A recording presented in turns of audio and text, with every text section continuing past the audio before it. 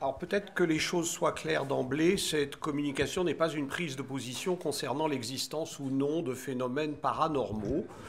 Vous pouvez voir que si vous allez sur Google, enfin ça date d'il y a quelques années, il y a beaucoup de références qui vous permettent de savoir si votre maison est hantée ou non. Il y a même parfois des hit parades des maisons hantées, région et pays par pays. En fait, les maisons hantées m'intéressent en tant qu'elles constituent l'expression d'un imaginaire collectif et du coup, je me référerai plutôt à, je dirais, la littérature, la peinture ou le cinéma. Alors, les fantômes possèdent une longue histoire. Presque toutes les civilisations ont reconnu l'existence de lieux hantés. Euh, alors, dans cette intervention, je m'intéresserai plutôt à ceux qui hantent des lieux clos, des habitations en particulier. Alors, la question finalement que je veux poser, c'est que nous disent les fantômes sur les intérieurs et sur l'habité. Alors, il pourrait sembler a priori qu'ils nous disent des choses assez différentes, ne serait-ce que parce qu'il y a quand même deux grandes catégories de fantômes. Il y a, disons, afin de simplifier, qu'il y a des fantômes bienveillants, et puis il y a des fantômes qui sont franchement hostiles. Et je vais commencer évidemment, parce qu'ils sont plus intéressants, par les fantômes hostiles. Alors ceux-ci semblent nous interdire d'habiter. Ils en veulent en général aux occupants, même temporaires, des lieux qu'ils hantent. Alors une question se pose d'emblée à leur propos. Leur identité est-elle vraiment distincte de celle de la maison, ou constitue-t-il, par-delà leur identité réelle ou supposée, une sorte d'émanation de cette dernière, une sorte de mauvais genius loci? La question se pose d'autant plus que l'incertitude entretenue à propos de la réponse à y apporter constitue fréquemment l'un des ressorts des fictions comportant des fantômes. Alors pour prendre quelques films récents, par exemple Paranormal Activity, ou avant ça le film de 1963 The Haunting, suggèrent tous les deux par les points de vue adoptés qu'en fait c'est la maison qui regarde ce qui apparaît comme des intrus, les protagonistes donc d'une action qui va se révéler, je dirais, plutôt pénible. Alors les mauvais fantômes, on le sait, renvoient ordinairement à une faute, à un crime éloigné dont ils viennent rappeler l'existence. Il pourrait sembler que nous soyons innocents, mais le sommes-nous vraiment? Dans beaucoup d'histoires de fantômes, tel n'est pas le cas. Alors pour rester dans le cinéma, une variation brillante sur ce thème est constituée par un film de 1959, The House on Haunted Hill, La maison sur une colline hantée de William Castle, dans laquelle vous avez un millionnaire excentrique qui invite différentes personnes à une partie centrée sur le thème de la maison hantée. Alors presque tout le monde meurt, c'est plutôt sympa, mais on finit par réaliser qu'en fait les meurtres ne sont pas l'œuvre d'un fantôme. Cela dit, à la toute fin, le film suggère que par-delà leur origine humaine, ces meurtres sont en réalité inspirés par le caractère maléfique du lieu. Alors, pour la petite histoire, les vues extérieures de la maison dans ce film, contrairement à ce que suggère l'affiche, ce sont celles de la maison Ennis de Frank Lloyd Wright, ce que les restaurateurs de la maison ne manqueront pas de rappeler au début des années 2000 lorsqu'il s'agira de la guérir de toutes sortes de maux, humidité rampante, etc., etc. D'où The House on Haunted Hill à nouveau lorsqu'on restaure la maison. Alors, dans de nombreuses fictions littéraires ou ici cinématographiques, il y a en fait deux thèmes qui ont tendance à s'entrecroiser. Alors, on trouve tout d'abord celui du lien entre la subjectivité des occupants et une maison qui semble elle aussi posséder une personnalité, à tel point qu'entrer dans la maison crée un lien qui soit de l'ordre de la rencontre par fantôme interposé. Alors, d'autre part, dans de nombreux cas, même s'il existe une certaine indistinction entre la maison et le fantôme, ce dernier rend tout de même présent un événement qui s'est produit il y a longtemps. Il constitue comme la trace d'un effacement. Il renvoie à une présence, à une absence, qui redevient présente. Alors j'ai pris celle-là parce qu'il fallait bien que j'ai quand même une spooky image dans tout ça. Alors, je m'étendrai moins sur les fantômes bienveillants, parce qu'ils sont en général un petit peu ennuyeux, mais tout de même, ici, une bizarre version hollywoodienne du fantôme de Canterville d'Oscar Wilde, à qui il est arrivé beaucoup de mésaventures, comme on peut le voir. Mais je retiendrai surtout que les fantômes bienveillants apparaissent aussi très souvent comme des médiateurs entre la maison et ses occupants, en même temps qu'ils renvoient eux aussi à quelque chose qui n'est plus là, qu'ils constituent en quelque sorte des traces. Alors, mauvais ou bienveillant, qu'est-ce que nous suggèrent les fantômes à propos de l'habité? Alors, ils constituent bien entendu des cas extrêmes.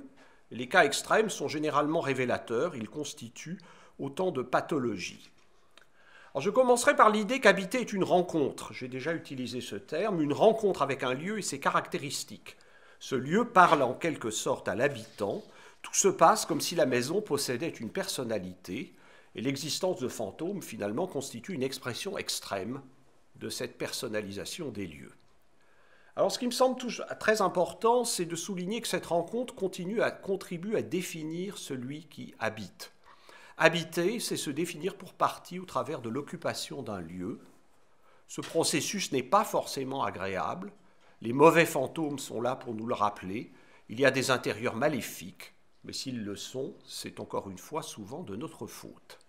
Alors j'insiste sur ce point, l'habiter définit pour partie l'habitant. Par son intermédiaire, on n'est pas seulement de quelque part, on est partiellement constitué par cette relation. Alors comme j'aime beaucoup les références intellectuelles prestigieuses, je mentionnerai dans le domaine de la télé-réalité l'expression « se projeter » qui revient comme un leitmotiv dans les émissions de l'animateur et agent immobilier Stéphane Plaza. Lorsque ses clients s'imaginent dans une maison, se projeter, ça en fait renvoie à cette idée qu'en fait il y a un lien de définition mutuelle entre ce qu'on perçoit du lieu et ce qu'on comprend de soi-même. Alors ce processus a à voir avec les éléments matériels qui constituent la maison, et j'ai consacré un livre finalement à ce que j'ai appelé la matérialité de l'architecture, en essayant de rendre compte du rôle que joue l'expérience concrète des formes, des matériaux, des textures et de la lumière sur cette rencontre que constitue l'habiter. Habiter, c'est rencontrer une série d'effets matériels. Leur réception est indissociable de notre expérience ainsi que de notre conception du monde extérieur. Finalement, je dirais, rencontrer la matière de l'architecture, c'est quelque part se définir. Alors je sais que c'est Descartes, c'est pas tout à fait, mais c'est une des rares illustrations que j'ai trouvées finalement de ce rapport entre la compréhension de soi et l'expérience du monde. Alors l'architecture joue de ce type d'effet, elle est une proposition qui concerne simultanément le monde physique et nous-mêmes. Et c'est en cela qu'elle est inséparable, depuis la Renaissance au moins, de l'humanisme. Et par-delà la question de l'humanisme, elle met en jeu le corps et sa mesure, une mesure historiquement située. Nous ne nous mesurons plus de la même façon que les humains de la Renaissance. Mais cela ne saurait suffire. Il faut aussi que se produise un effet de sens, en termes plus simples, que la présence de l'habitant fasse sens. Se projeter, oui, mais il faut que ça ait une signification. Alors, j'insisterai sur une chose, le sens ne peut pas se réduire seulement au programme. Et je dirais, le symbolisme aussi raffiné soit-il, n'épuise pas non plus la question du sens. Pour moi, le sens ultime de l'architecture consiste à suggérer que la présence humaine est non seulement bienvenue, mais aussi nécessaire. C'est ça, finalement, l'habiter. Il y a une bonne raison pour que je sois en ce lieu. Le rapport au monde, aux éléments physiques dont je viens de parler joue bien sûr un rôle, mais il n'est pas le seul. Je dirais que le sens renvoie aussi à la possibilité d'un enracinement. Il y a quelque chose de l'ordre de « je suis là parce que quelque part je peux prendre racine ». D'où l'importance évidemment des morts, qui justifient en quelque sorte notre présence. Le spécialiste de la littérature américain Robert Pogge Harrison a fait sur ce thème un livre à la fois étrange et par moments convaincant, dans lequel il est... Alors bon, ça c'était sur l'habiter, évidemment, moi aussi j'ai mon moment Corbu, on est à la SFA, mais je vais passer rapidement là-dessus pour en arriver, mais j'ai pris ça parce que très récemment, je suis tombé sur un article dans le New York Times où il y a un gars qui a redécouvert une voûte en briques de Guastavino dans son appartement, et alors là, ça a été une révélation à la fois sur l'appartement et sur lui-même. Je dirais, le rôle des éléments matériels est non négligeable. Mais revenons à Harrison. Harrison donc, a fait ce livre extrêmement étrange dans lequel il insiste sur le fait que seule la chaîne de ceux qui nous ont précédés est susceptible de nous permettre d'habiter. Alors Harrison relie ça à cette question, à celle de l'humus nourricier, et on peut et on le doit, à mon sens, également le rapporter à la question de l'habiter. Alors l'argument a bien sûr ses limites, mais il est vrai que l'enracinement renvoie à cette idée un peu de chaîne des êtres, mais aussi à la possibilité de la mémoire. Et du coup, l'habiter rejoint en cela la question du monument, même s'il n'est pas forcément question d'être monumental. Alors la mémoire de ce qui n'est plus, ou plus généralement de ce qui n'est pas immédiatement là, présent sous les yeux. Et de là, j'en arriverai à l'idée que le sens de l'architecture se nourrit d'une absence, la présence mutique de la matière se conjugue avec une absence. Alors, je ne suis bien sûr pas le premier à noter cela. Partant d'une lecture de Jacques Derrida, Peter Eisenman avait beaucoup joué avec cette idée au cours de sa période dite archéologique des années 80. Et d'ailleurs, il utilisait assez fréquemment l'expression « architecture of absence », architecture de l'absence, pour qualifier certains de ses projets conçus comme des superpositions de traces d'épisodes effacés. Avant cela, et comme j'ai décidé d'être décidément lugubre aujourd'hui, dans un genre très différent, Adolf Loos, alors évidemment qu'en ces périodes, je rappelle qu'Adolf Loos était raciste, sexiste et avec des tendances pédophiles, mais néanmoins intéressant, lorsqu'il parlait en tout cas d'architecture, simplement, Adolf Loos qui nous permet de revenir aux morts, sinon aux fantômes, avec sa fameuse définition de l'architecture. Si nous trouvons dans la forêt un tertre 6 pieds de long et 3 pieds de large, érigé à la pelle en forme de pyramide, nous sommes saisis de gravité, et quelque chose dit en nous, il y a quelqu'un d'enterré ici, c'est ça l'architecture. Alors, moi, ce qui m'intéresse dans cette affaire, il y aurait plein de commentaires, en fait, je pourrais en écrire des pages là-dessus, mais il y a notamment, vous noterez, il y a la question de l'échelle, qui renvoie à celle du corps, c'est-à-dire il donne des dimensions. Et on retrouve la question de la mesure dont je parlais tout à l'heure. Mais ce qui importe également, c'est qu'en fait, on ne voit pas le corps. Il est dérobé au regard, il n'y a peut-être même pas de corps sous le tertre, sous la terre. Pour revenir à Eisenman, c'est d'ailleurs cette absence de corps qui fait la qualité de ce qui constitue sans doute l'un de ses meilleurs projets, en tout cas l'un des plus supportables, qui est son fameux mémorial de Berlin, qui évoque à la fois les cimetières juifs, et on sait bien qu'en fait, ceci n'est pas un cimetière. Donc tout ça pour en arriver à l'idée que l'architecture commémore, en même temps qu'elle manifeste une absence, elle dérobe au regard, elle efface. Et du coup, le fantôme n'est jamais que la trace de cet effacement, ou plutôt son retour inopiné. Habiter, c'est faire à la fois l'expérience concrète d'une présence, celle des masses bâties, et ressentir une absence que l'édifice contribue à rappeler. D'une certaine façon, l'habiter possède toujours un caractère un peu hanté. Mais ce caractère est d'ordinaire discret. Le rappel de l'absence est la plupart du temps voilé. La présence de fantômes, du coup, si on y croit, lui confère quelque chose de pathologique. Et il y a des pathologies de l'habiter, confère, alors j'ai quelques passages comme ça, Walter Benjamin, où j'ai à nouveau un cadavre, dans Rue à sens unique, un ensemble d'essais dans lequel il écrit à propos des intérieurs surchargés de meubles et de bibelots de la fin du XIXe siècle, comme celui-ci.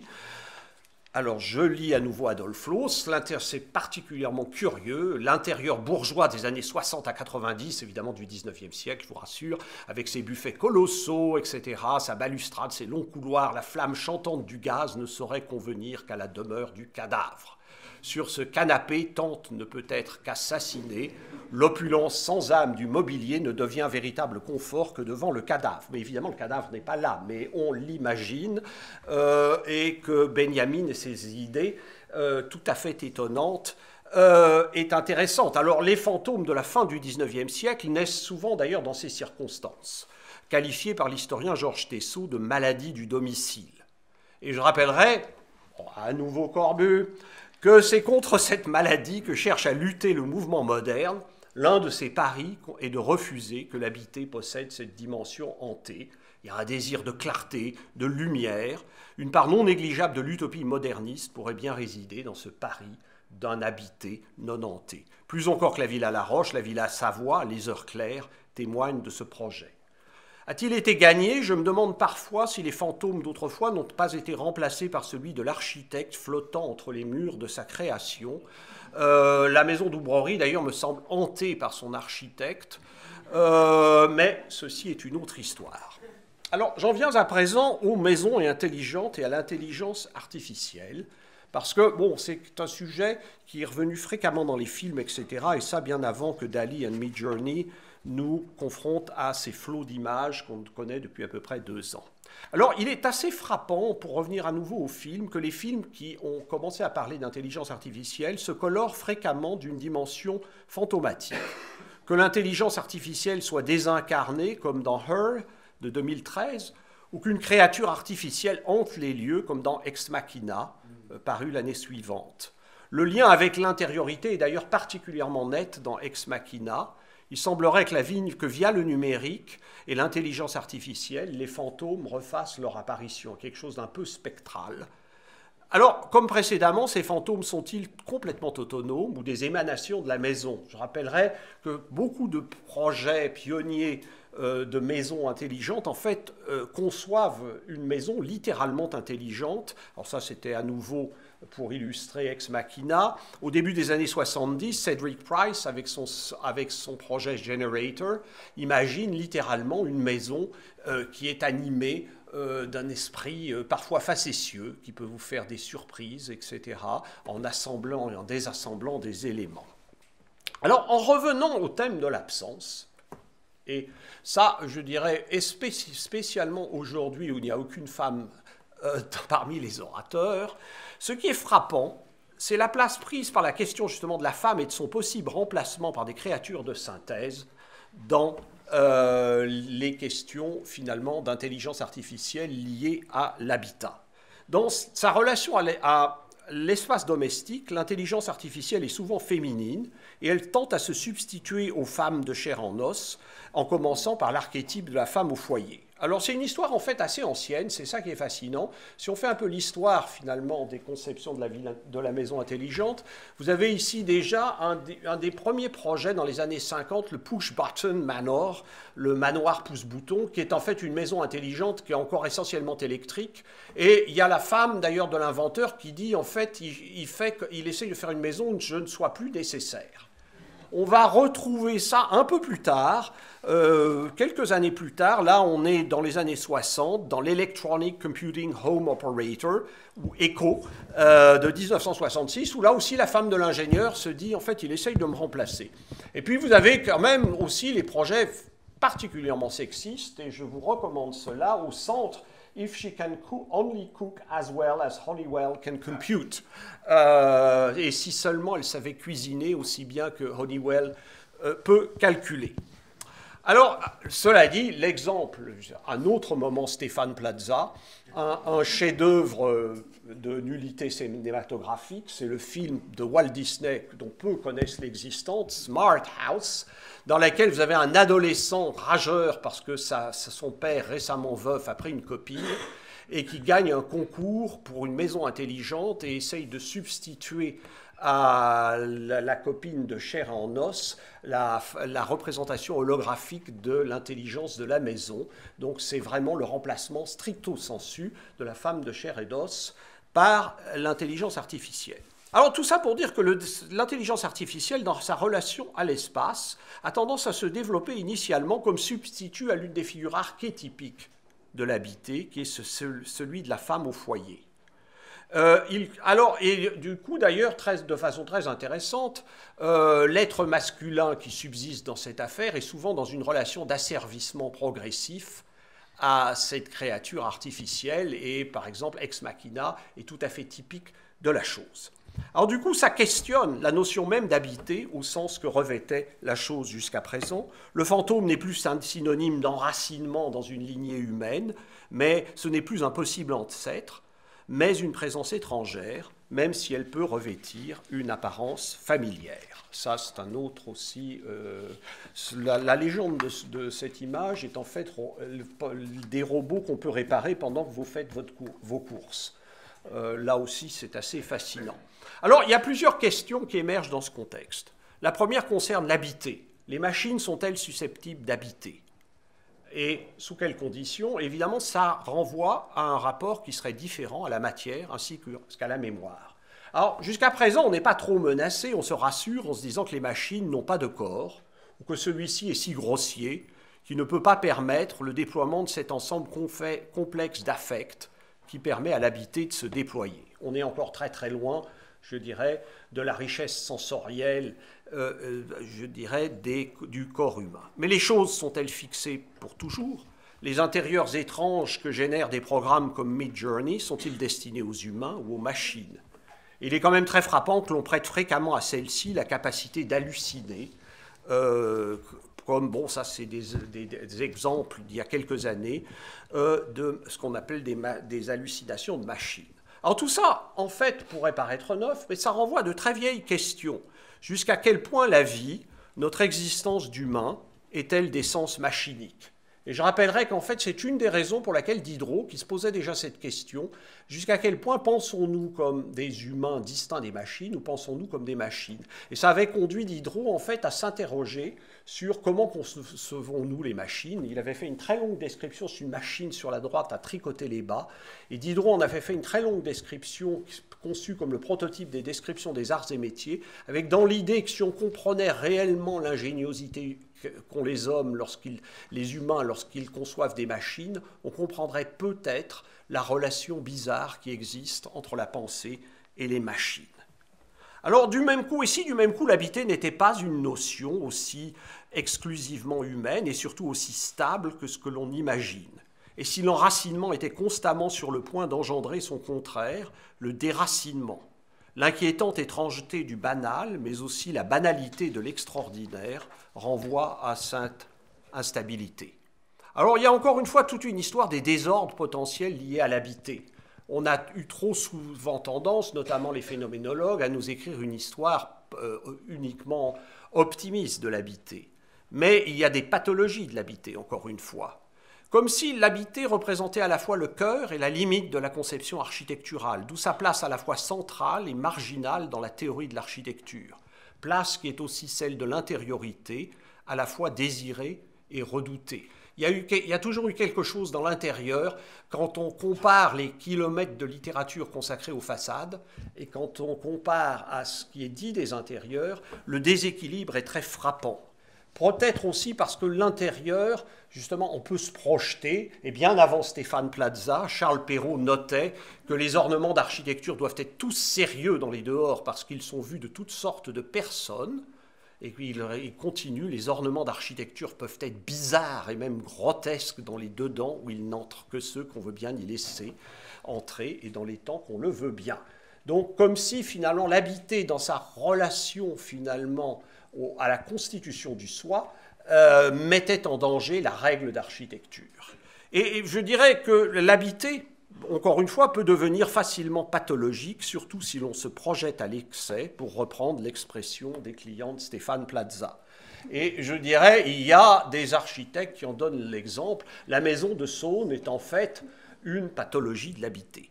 Alors, je dirais que pour conclure cet exposé, l'habité a à voir avec les fantômes, il a à voir avec des pathologies potentielles, parce qu'en fait, c'est le lieu où se rencontre la conception, ce qu'on appelle le design en anglais, qui dérive plus directement qu'en français du disegno italien, et la question de savoir ce que signifie être humain, et d'où le fait qu'aujourd'hui, tant d'interrogations de l'architecture rencontrent la question du post-humain, mais rien n'est plus humain que de rêver d'être post-humain. Nous le rêvons depuis très longtemps, et là-dessus, je vous remercie. Les fantômes vont regagner leur place.